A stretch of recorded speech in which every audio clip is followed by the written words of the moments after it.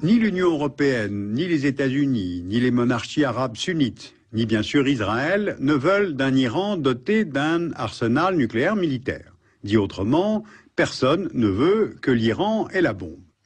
L'option diplomatique est tentée depuis plusieurs années, mais l'option militaire ne peut plus être éludée.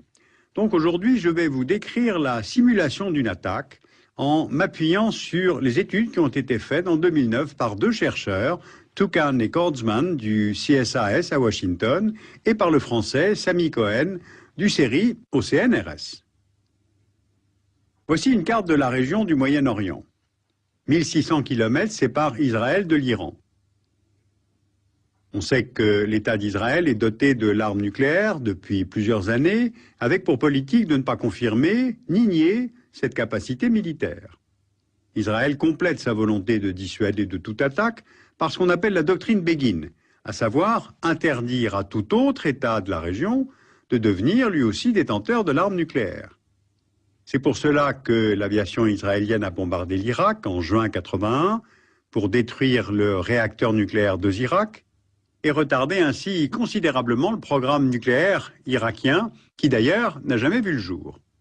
Et bombarder la Syrie en septembre 2007 pour détruire le réacteur nucléaire syrien de Deir ez-Zor. Donc, qu'en est-il de la réflexion concernant le cas iranien?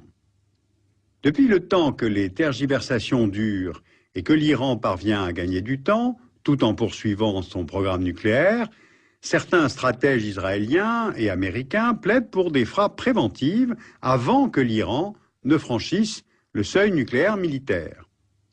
Pour les Israéliens, la bombe iranienne serait prête avant 2012 et pour les experts de la CIA vers 2013 ou 2014.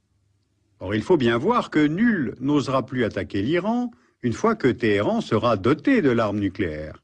C'est d'ailleurs bien le but du régime iranien, sanctuariser son territoire.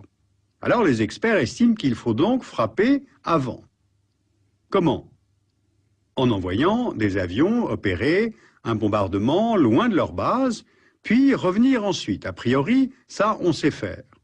Sauf qu'une telle attaque ne se justifie que si elle met fin au programme iranien ou au moins le retarde énormément. Or, les objectifs sont difficiles à atteindre et l'opération est très complexe à monter. Pourquoi? Analysons donc la trajectoire, les objectifs, les profits et les pertes. Décollant d'Israël, par où ces avions devraient-ils voler? Les militaires ont repéré 3 couloirs aériens. L'itinéraire idéal passe par la Jordanie et l'Irak. Il est central, il est plus court, mais pose des problèmes de relations diplomatiques avec la Jordanie, avec qui Israël a signé un traité de paix en 1994. Le couloir numéro 2, au sud, passe par la Jordanie, l'Arabie saoudite, l'Irak, et pose donc les mêmes problèmes diplomatiques.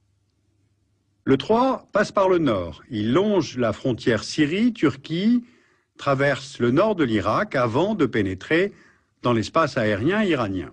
C'est le plus plausible, mais c'est le plus long, donc le plus repérable.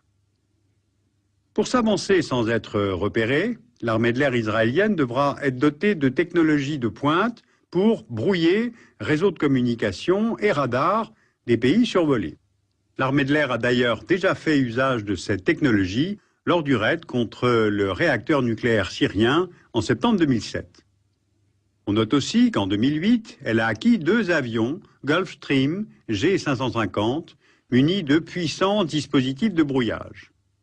Mais selon le rapport, il va tout de même falloir une centaine d'avions, F-15, F-16, plus les avions ravitailleurs, parce qu'il faut une combinaison de chasseurs, d'avions radars et de bombardiers.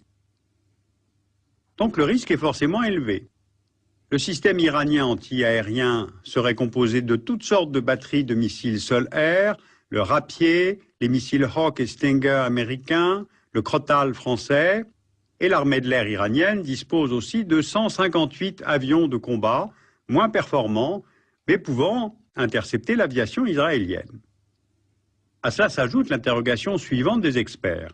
L'Iran a-t-il ou non acquis récemment le système antiaérien SA-12 Giant russe à la suite de transactions secrètes avec Moscou?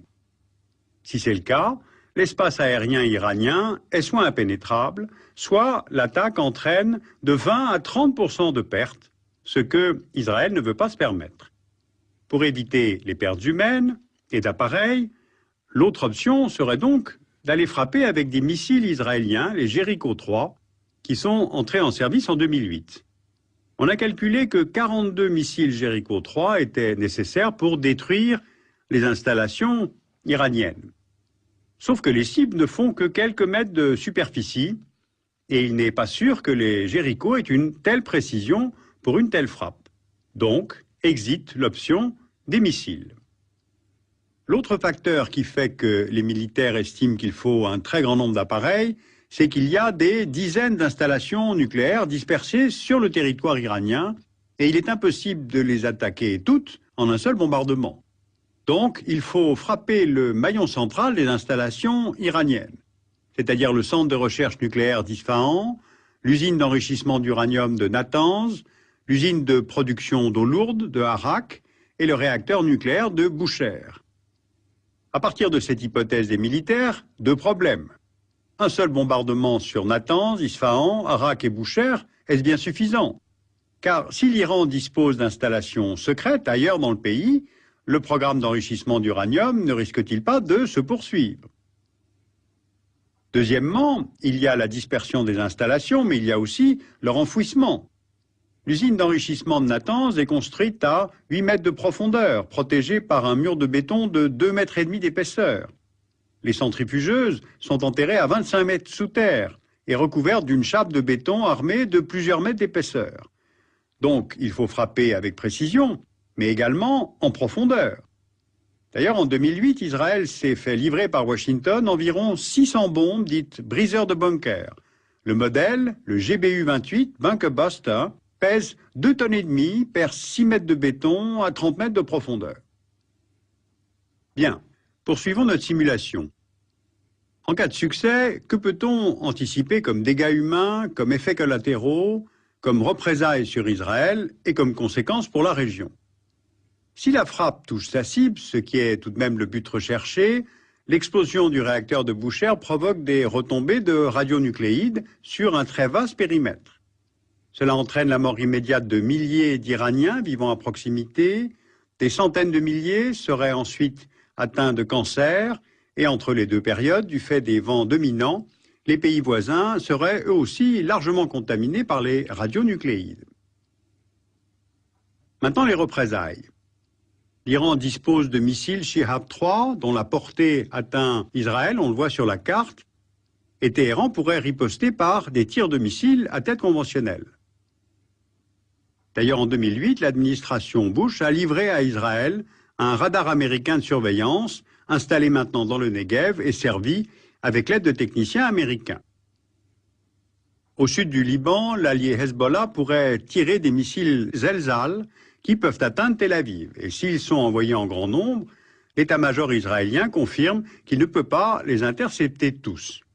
Or, depuis la guerre au Liban de juillet 2006, le Hezbollah a reconstitué son stock et disposerait de quelques 40 000 roquettes de diverses natures. À cela s'ajoutent les possibilités de passage de frontières par des kamikazes pour des attaques suicides sur le sol israélien. Et puis, Téhéran conserve aussi comme option le blocage du détroit d'Ormuz, aggravant ainsi la crise internationale, car c'est par ce détroit qu'est exporté environ 40% de la production pétrolière mondiale. Et puis enfin, et c'est là qu'est le paradoxe, un tel bombardement ne ferait que renforcer l'Iran dans sa décision de poursuivre son programme nucléaire, puis de se retirer du traité de non-prolifération. Voilà, une telle simulation permet de mesurer que l'opération est complexe à monter et son issue nullement garantie. On voit bien que les hypothèses se répondent les unes aux autres. La perte du monopole atomique pour Israël dans cette région reviendrait à un séisme pour tous les Israéliens. Or, Israël ayant toujours été adepte du zéro risque, l'état-major pourrait préférer quand même une attaque préventive. Vu son histoire, on peut comprendre que le peuple juif se crispe à toute idée de menace d'anéantissement. Les monarchies et les régimes arabes, ensuite, les sunnites, redoutent énormément que l'Iran franchisse ce cap. D'abord pour leur propre sécurité, et ensuite parce que cela entraînerait une prolifération dans le monde arabe lui-même.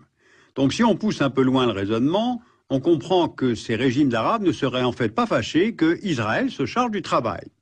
Sauf que les conséquences d'un tel bombardement